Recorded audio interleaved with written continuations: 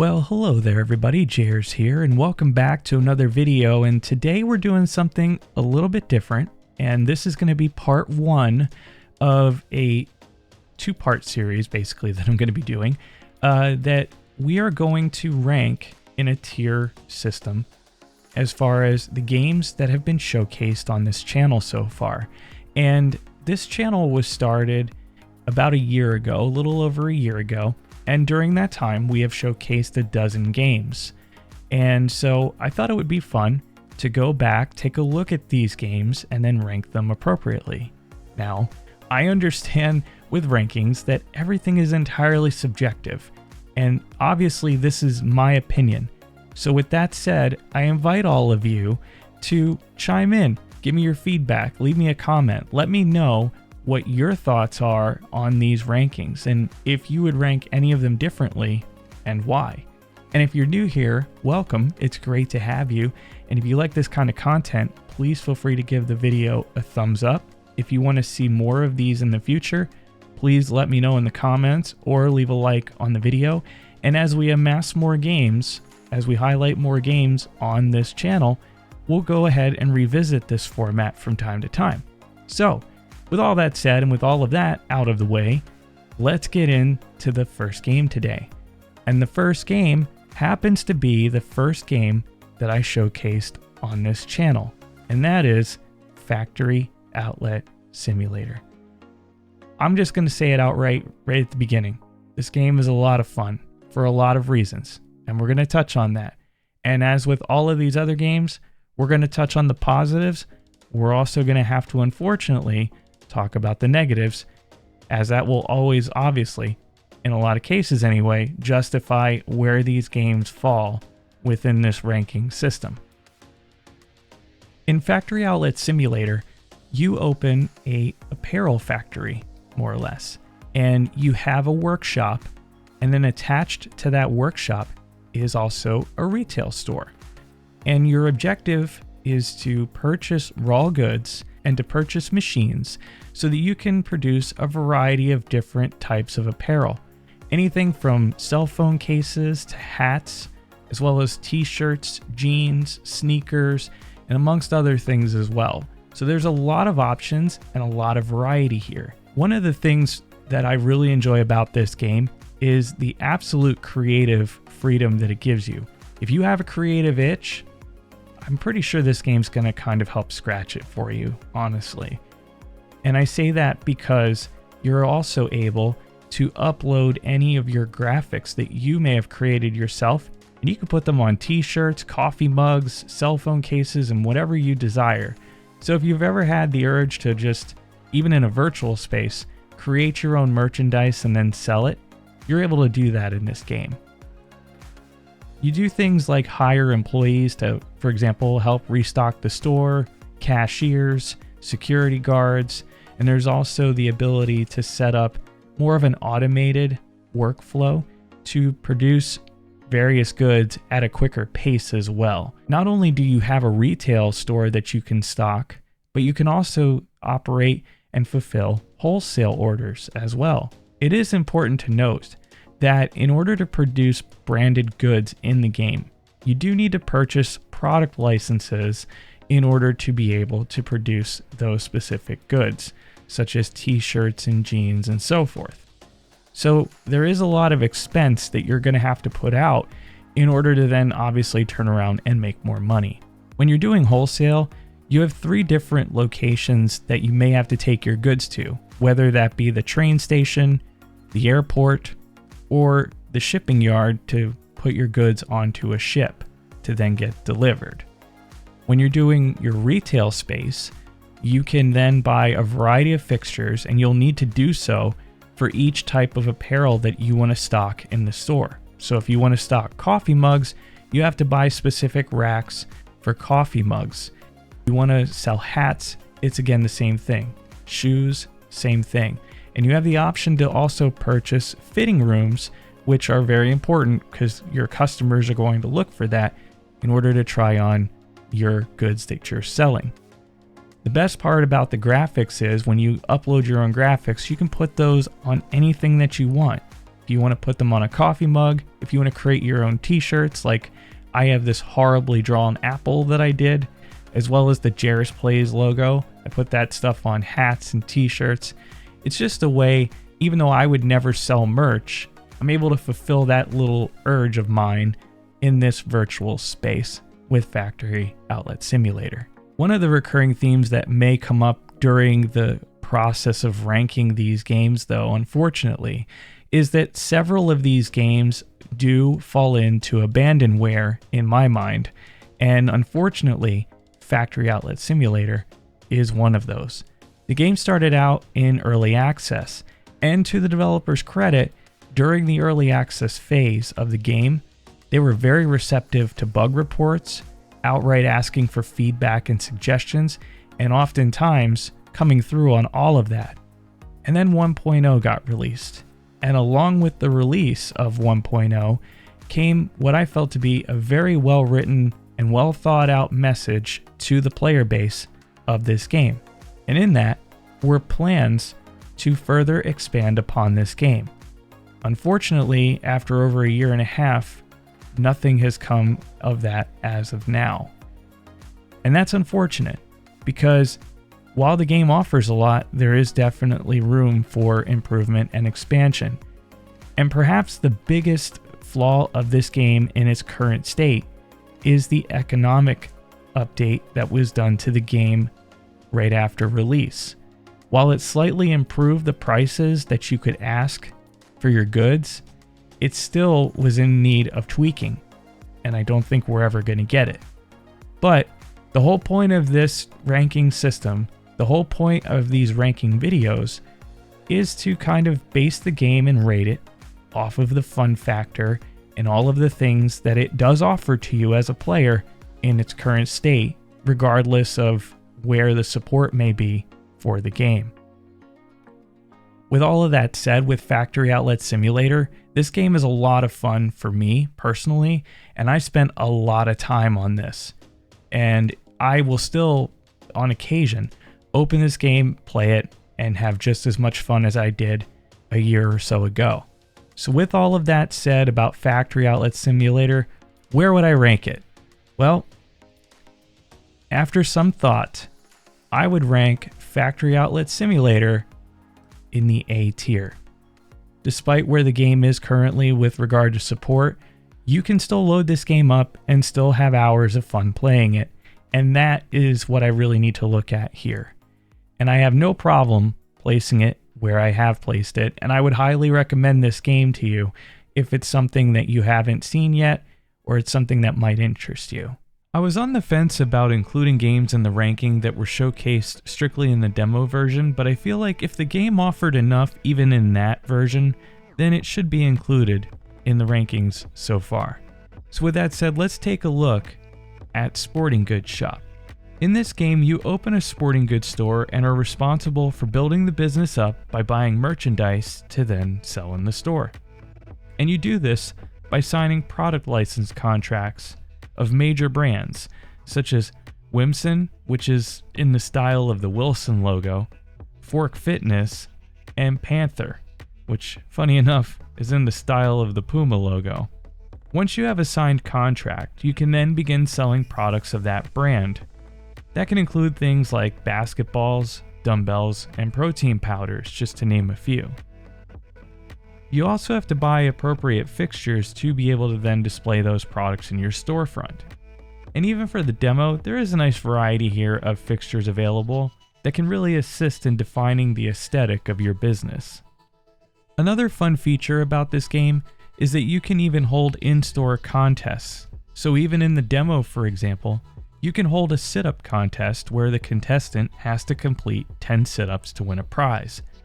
You have to set up the contest station and then stock the contest station with that prize. And in this case, it was the blue basketballs. And I had a customer who did complete 10 sit-ups, so they got their free prize. Just a nice little fun feature to keep your guests busy and happy.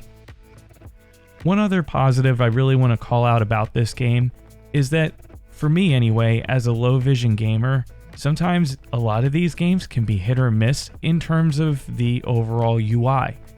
This one has a very clear and visible UI. What I really like about this game the most is that while you have to continuously monitor the market prices for the products that you sell, the interface that the game gives us is very clear and very easy to follow along, so you can quickly check your prices every day and make the appropriate adjustments. One other point I want to make about the game is that if you have a product contract signed, be sure that you have those products stocked in your store at all times.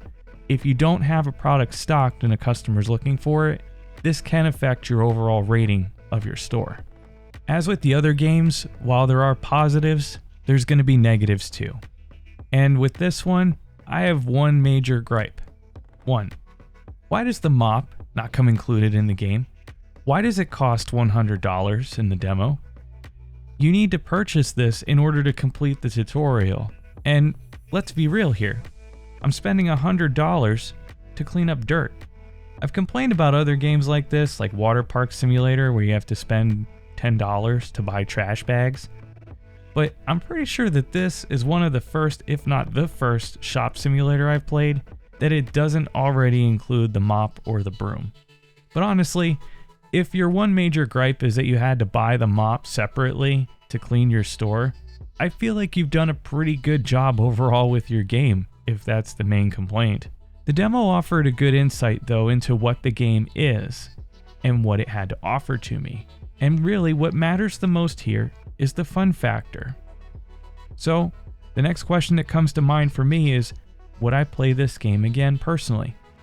To be honest with you, I don't really know. I would say right now, probably not. But I want to be clear, that's not to say that this is a bad game. It's not an indictment on the game at all. Far from it. It's just sometimes I get tired of the shop simulator games from time to time. But would I recommend the game? I absolutely would, without a question. Because it offers enough variety with the product offerings, the design choices, and the little touches like having to monitor the store for thieves, holding contests so that customers can win prizes.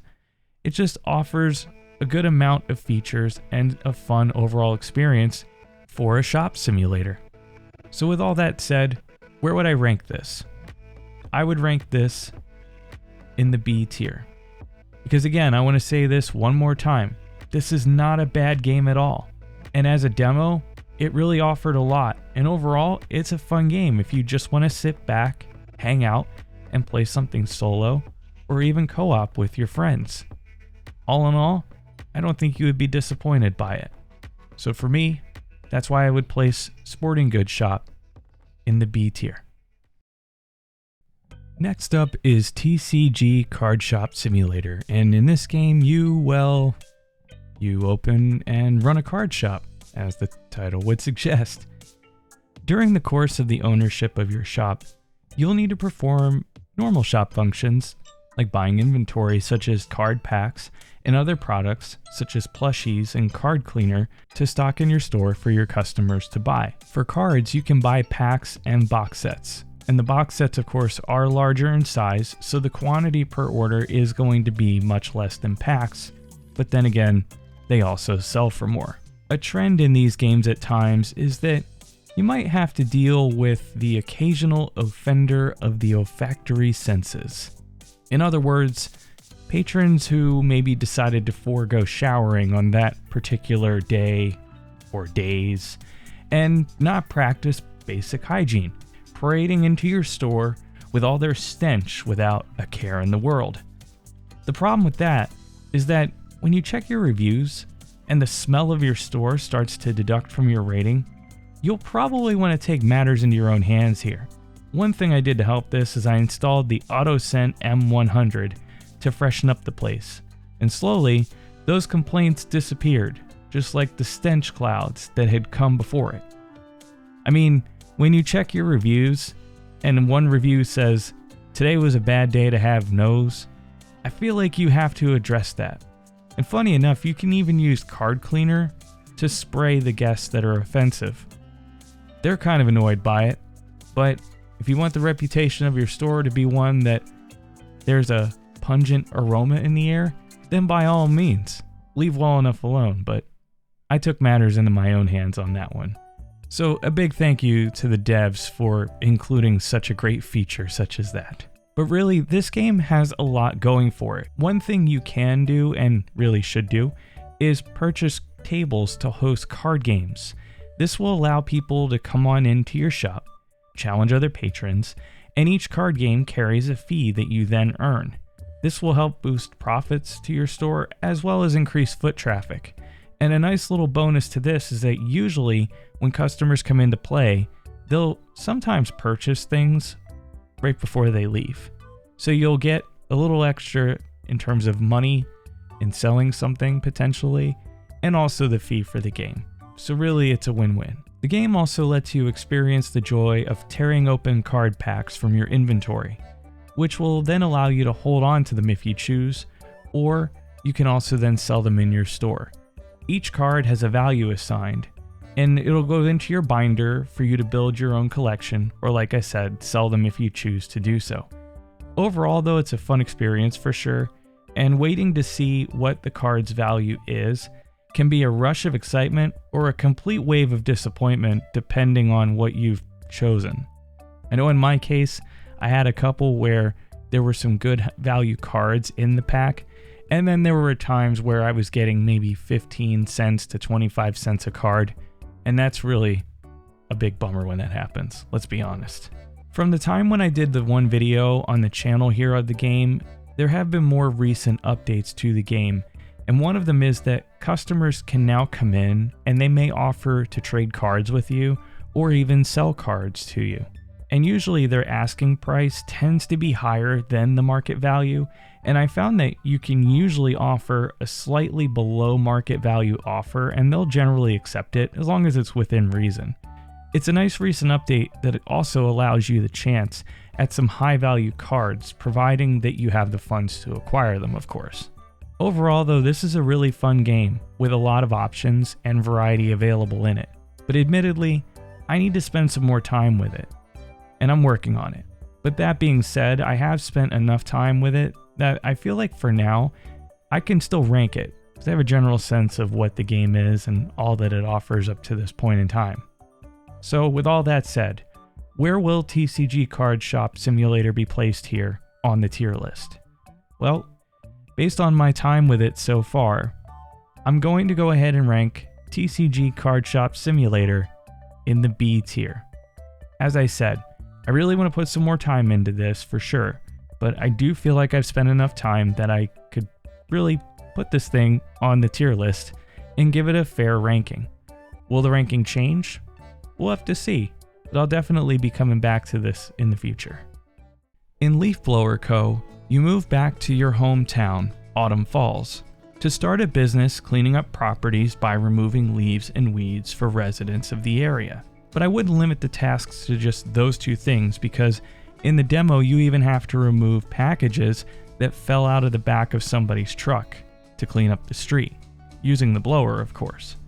And you even have to remove crows that are just hanging around in a playground. One fun aspect of this game is that it isn't just limited to the leaves being on the ground and then you blow them into a bin, but in one case you're actually removing leaves from the gutters and the roof of a home while the bin is down on the ground. And as somebody who really enjoys basketball, I tried to make a really fun challenge out of this for myself to just add an extra layer of excitement to this. But overall, this was really a fun and satisfying mission. And the bin can be moved around within the game as well, so you don't have to leave it where it initially starts. You do have the flexibility to move it around if you want to. The physics of the game are really good with how the leaves behave because, for example, if the leaves are dry, they tend to move around well, and rather unpredictably. But when they're wet, they're harder to move with the blower, and they sometimes require the leaf vacuum in order to be cleaned up properly. And if you find a ball laying around and you focus on that, you can send it zooming all around the area that you're working in. Something else that I really want to point out, and I really geek out over this kind of stuff, is how on the playground level, when it is raining and you stand under the sliding board, the sound of the rain drastically changes compared to how it sounds when you stand out in it. And this may be a small detail to some and often overlooked, but for me, I really appreciate the attention to detail greatly with things like that. It really adds to the environment, in my opinion.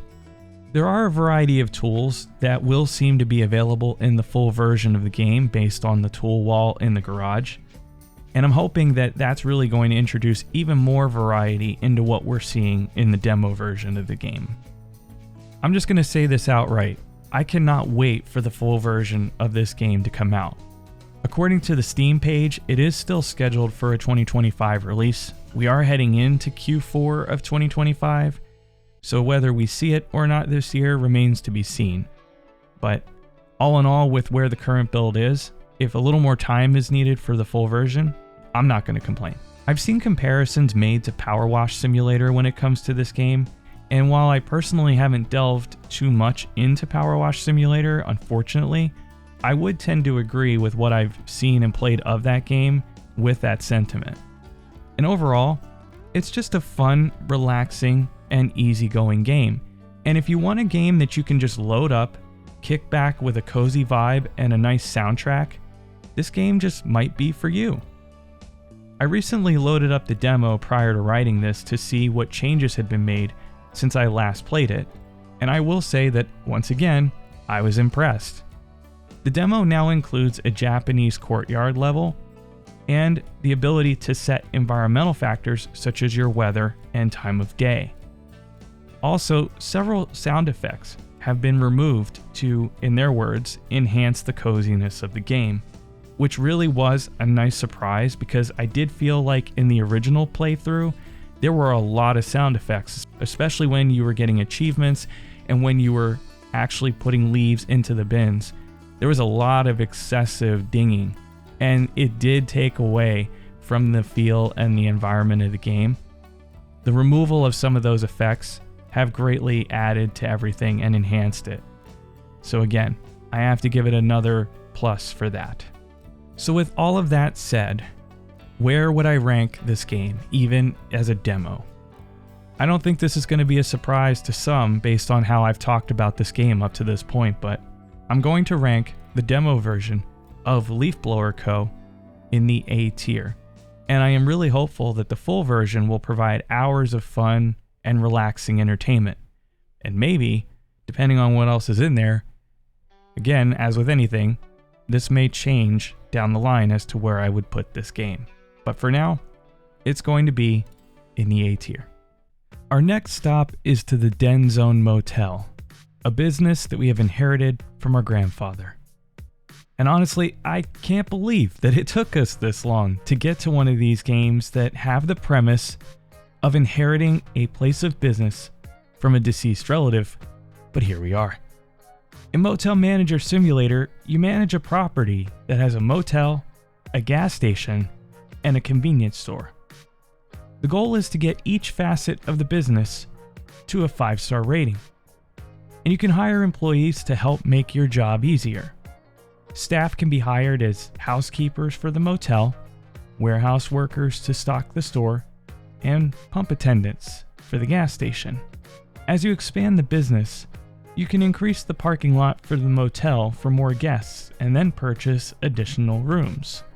For the shop, you also need to purchase additional spaces for more patrons at one time, and you need to be sure that you keep it stocked with the right amount of snacks, tobacco products, alcohol, and car care products. But the main focus of this game here is obviously the motel. But for the motel, you have a variety of design choices at your disposal. You can do anything from painting the rooms in any color or colors available to you, and you have a wide variety of decorative choices with various amounts of lighting, carpets, rugs, TVs and other appliances, bathroom fixtures and bedding to choose from. Even amenities like air conditioning and heating need to be added to the room by you in order for them to have them, and these will of course help your overall rating and guest satisfaction. And by the way, if that air conditioner setup trips you up at all, be sure to check out my AC tutorial video here on the channel. Hey, one cheap plug in this rating video for another video, that isn't too bad, right? The game's greatest strength, though, is the amount of decorating that you can really do in the game. It starts you out with boards on everything, of course, that you need to remove, and over time, you can even change the outside of the buildings with using different materials.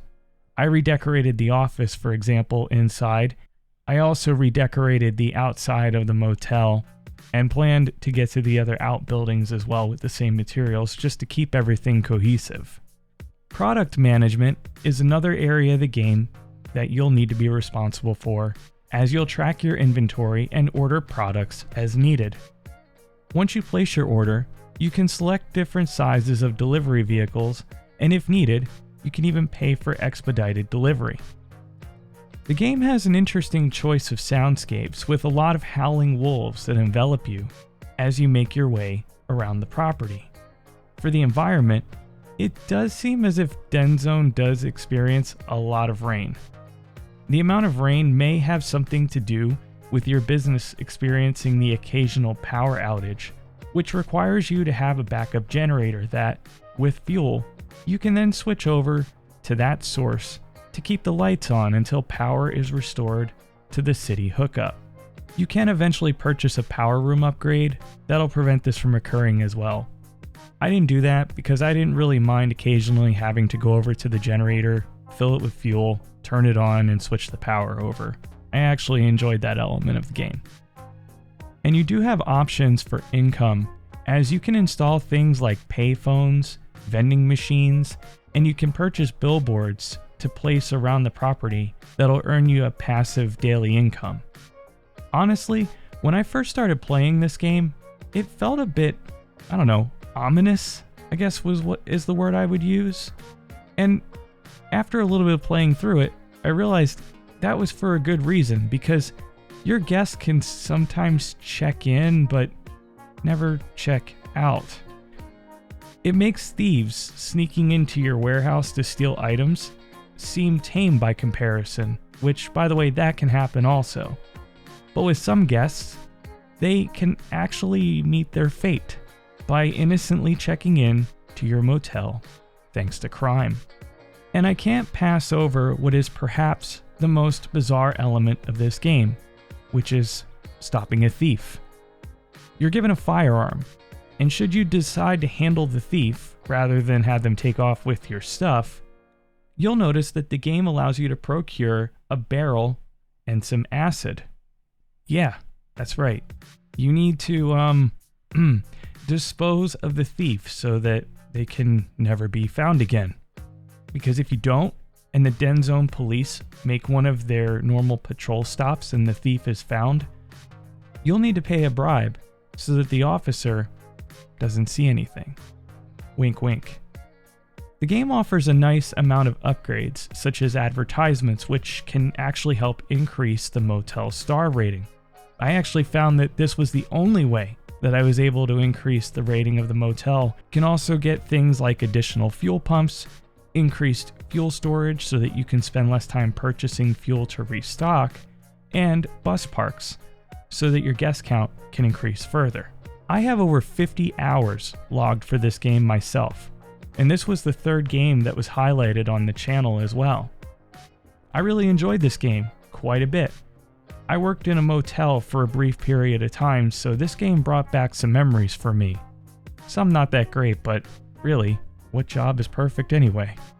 One note that I wanted to make about this, though, is that much like, unfortunately, Factory Outlet Simulator, I would consider this game abandoned at this point. There was an update released last year that added a desert setting for the motel, and I was excited to see if there were any additional updates to the motel assets, such as new bedding or anything else, but it doesn't appear that that was the case. And for the state of the game, it's definitely worth checking out if this is something that sounds interesting to you. So with all that said about Motel Manager Simulator, let's get to it. Where would I rank it? With the time that I've spent, and being that I really genuinely enjoyed this, I've got to place Motel Manager Simulator in the A tier. I really did spend a lot of enjoyable hours with this game, and I really had a lot of fun with it. It had a little bit of an edge, it made you feel a little uncomfortable, and with the variety of tasks and the amount of upgrades that you have available, you can really sink a lot of time into this and you don't even realize that you're doing it.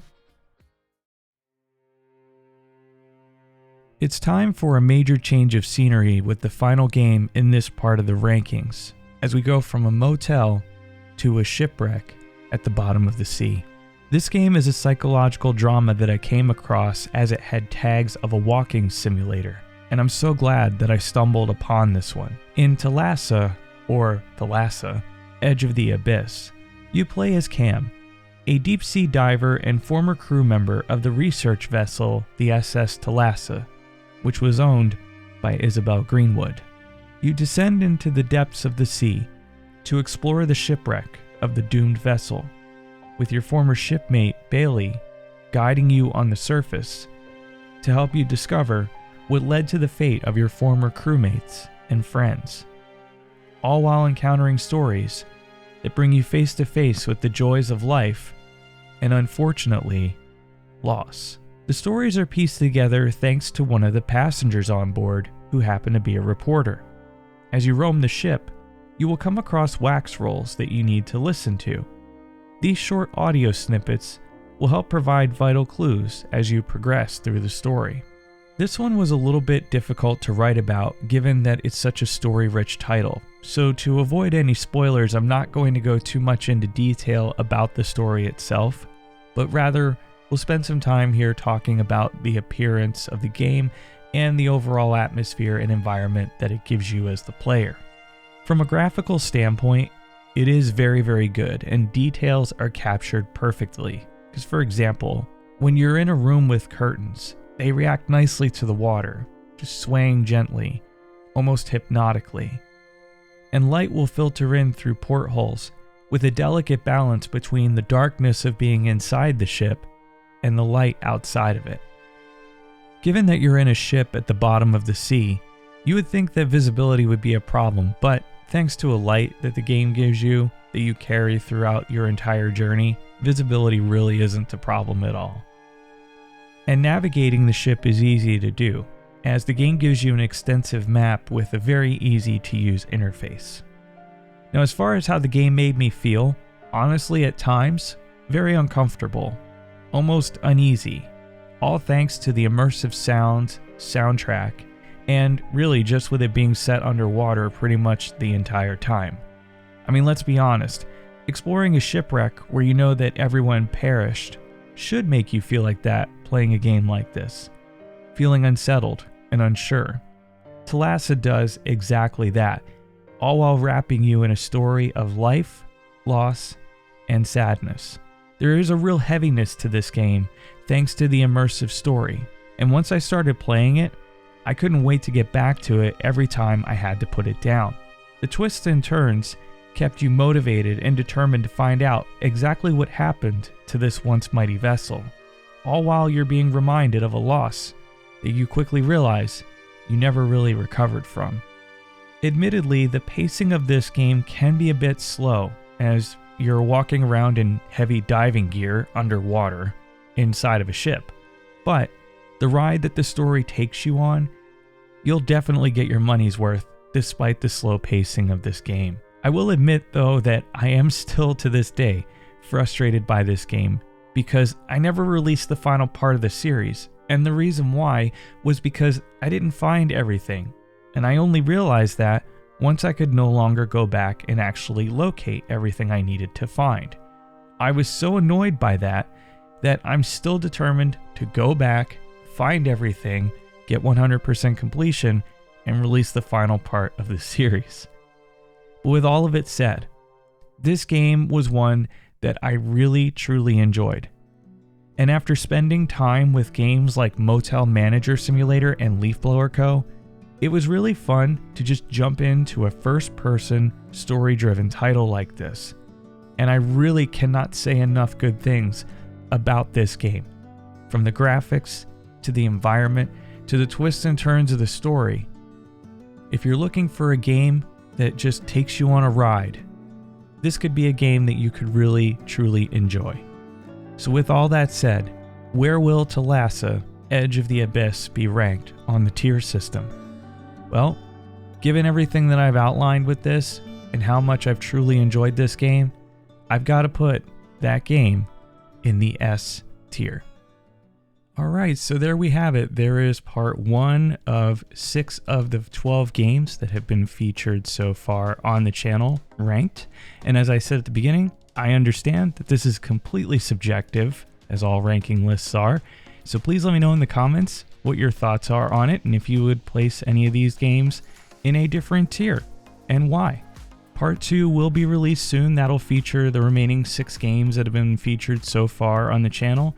And if you want to continue to see these kind of videos, please leave a like on the video or let me know in the comments, and we'll continue to visit this format as we play more games here on the channel. If you're new here, welcome. It's great to have you. If you like this kind of content, please feel free to subscribe, as it greatly helps out the channel. But until next time, my name is Jers. Thank you very much for watching, and I'll see you in the next one. Take care.